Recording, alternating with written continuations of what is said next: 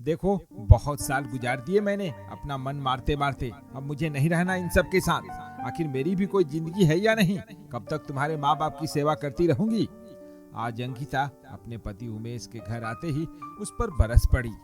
क्या बकवास कर रही हो अंकिता? ये फितूर तुम्हारे दिमाग में किसने भर दिया? सोचना भी मत कि मैं अपने परिवार को छोड़ दूंगा। उमेश अंकिता के इस व्यवहार से बहुत हतप्रभ था, क्योंकि आज से पहले अंकिता ने कभी ऐसी बातें नहीं की। क्यों नहीं छोड़ सकते इन लोगों को? मैं तुम्हारी पत्नी हूँ और पति पत्नी का रिश्ता सब रिश्तों से ऊपर होता है। तुम्हें नहीं पता तो जाकर अपनी माँ से पूछ लो। अंकिता तेज आवाज में बोली। बहू बेटे के झगड़े की तेज आवाज सुनकर कमला जी भी उनके कमरे तक आ गई। क्या बवाल मचा रखा है आज घर में? आखिर बात क्या है जो तुम दोनों इस तरह लड़ रहे हो? कमला जी आंखें तरेरते हुए बोली। कमला जी को देखकर अंकिता उनकी ओर आई और बोली, माँ जी, अच्छा हुआ आप आ गई। आप ही समझाओ अपने बेटे को। मेरी बात तो ये समझते ही नहीं। मैं इनकी पत्नी हूँ तो मेरी खुशी का ख्याल रखना इनका फर्ज है कि नहीं? कह दो इनसे कि चुपचाप मेरी बात मान ले और अलग घर ले ले। अंकिता की बात सुनकर कमला जी सख्ते में आ गई। ये क्या बकवास कर रही हो बहू? तुम्हारा दिमाग तो खराब नहीं हो गया है? क्यों मेरे बेटे को उल्टी पट्टी पढ़ा रही हो? अरे क्या इस दिन के लिए ही इसे पाल पोस कर बड़ा किया था कि बुढ़ापे में ये हमें छोड़कर बीबी का पल्लू पकड़कर चला जाए? क्या कमी है तुझे इस घर में? माँ जी, मुझे 5 साल हो गए आप लोगों के साथ रहते रहते। ना अपनी मर्जी से कहीं आ जा सकती हूँ, ना अपनी मर्जी के कपड़े पहन सकती हूँ। जितना भी कर लो, कभी किसी के मुंह से तारीफ के 2 बोल नहीं निकलते। मेरा भी मन करता है अपनी मर्जी से जीने का। क्यों रहूं मैं इस घर में आप सबका काम करने के लिए और सेवा करने के लिए? और आपको आज क्या हो गया है? कल आप ही तो नंदोई जी को यही सब समझा रही थी, फिर अपने बेटे को क्यों नहीं समझाती? अंकिता की बात सुनकर कमला जी की आंखों के आगे कल का दृश्य घूमने लगा। कमला जी की बेटी मनोरमा की शादी को साल भर ही हुआ था। आए दिन वो ससुराल में झगड़ा करके अपने मायके आकर बैठ जाती थी। इस बार कमला जी ने अपने दामाद को घर बुलाकर अच्छी झाड़ लगाई। देखिए दामाद बाबू, मेरी बेटी को मैंने बहुत लाड़ से पाला है। इसके बोलने के साथ इसकी सब फरमाइश पूरी की है। हमने इसे ऊंची शिक्षा इसलिए नहीं दिलाई कि ससुराल में ये जाकर झाड़ू बर्तन करे या आपके माँ बाप के नखरे उठाए। अरे हमने आपके साथ इसकी शादी की है, उसे खुश रखना आपकी जिम्मेदारी है। मेरी बेटी अब तभी आपके साथ जाएगी जब आप अलग घर लेकर रहेंगे, ताकि मेरी बेटी चैन से जी पाए। याद रखिए, सारे रिश्ते पीछे छूट जाते हैं, लेकिन पति पत्नी का रिश्ता ही उम्र भर साथ रहता है। आपको अपने बीवी बच्चों और भविष्य के बारे में सोचना चाहिए, ना कि दुनियादारी के बारे में। हमने तो आपको अच्छी नौकरी, अच्छी तनख्वाह देकर मनोरमा का हाथ सौंपा था, ना कि आपका परिवार देखकर।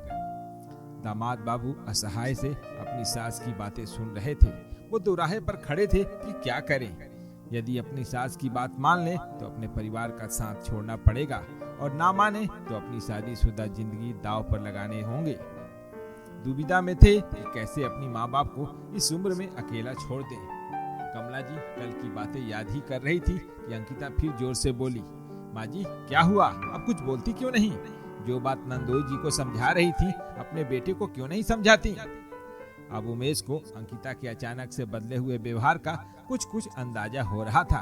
इतने में अंकिता ने अपनी सास से नजरें चुराकर अंकिता ने उमेश की तरफ आंख मारी।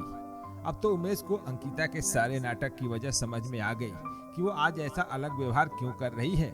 लेकिन वो अनजान बनते हुए बोला, तब तो अंकिता सही कह रही है माँ, मैं भी थक गया हूँ सारे परिवार का बोझ उठाते उठाते। तनख्वाह कब आती है और कब खर्च हो जाती है पता ही नहीं चलता। अलग से रहूंगा तो कुछ बचत भी होगी। आखिर मुझे भी अपने भविष्य के बारे में सोचना चाहिए। बस कर बेटा, बस कर। तू तो मेरा श्रवण कुमार है। आज से पहले कभी तूने हमसे ऊंची आवाज में भी बात नहीं की, और आज ये सब बोल रहा है। मेरा तो कलेजा ही बाहर निकल जाएगा तेरे जाने के नाम से।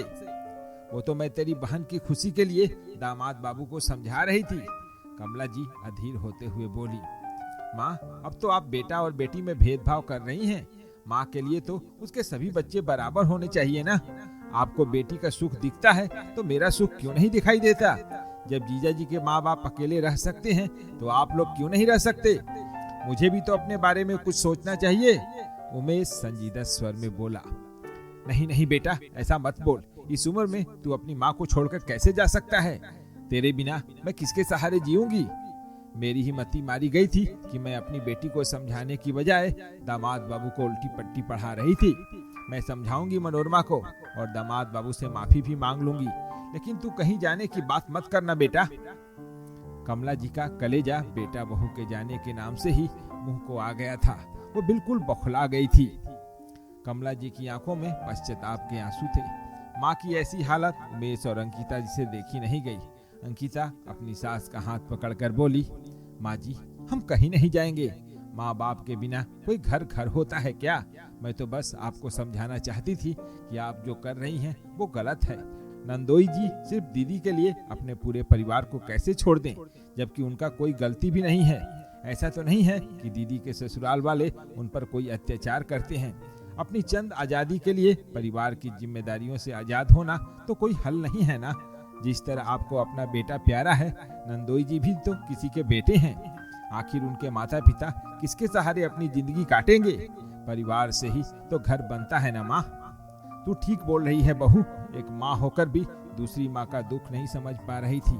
अलग घर परिवार में थोड़ा सामंजस्य तो सब लड़कियों को बैठाना पड़ता है। मैं मनोरमा को समझाऊंगी, बस तुम लोग आज के बाद कहीं जाने की बात मत करना। दरवाजे पर खड़ी मनोरमा भी उनकी बातें सुनकर मन ही मन सोच रही थी कि गलती उसकी ही है। यदि आज उसकी भाभी भी उसकी तरह सिर्फ अपना स्वार्थ और सुख देखती तो उसके मायके की क्या हालत होती। मन ही मन वो निर्णय कर रही थी कि वो भी एक अच्छी बहू और एक अच्छी पत्नी बनकर दिखाएगी। परिवार के प्रति अपना फर्ज निभाने में अपने पति का साथ देगी, न कि उनकी राह का रोड़ा बनेगी। दोस्तों, माँ बाप के लिए अपने बच्चों से अलग रहना आसान नहीं होता। एक तरह से देखो तो इंसान धरती का सबसे स्वार्थी जीव है, क्योंकि वो एक आस लेकर अपने बच्चों को पालता पोसता है कि जब उसे जरूरत पड़ेगी तो उसके बच्चे उनका सहारा बनेंगे। ये उम्मीद ही माता पिता के जीने का सहारा होती है। लेकिन यदि ये उम्मीद टूट जाए तो इंसान खुद भी टूट जाता है।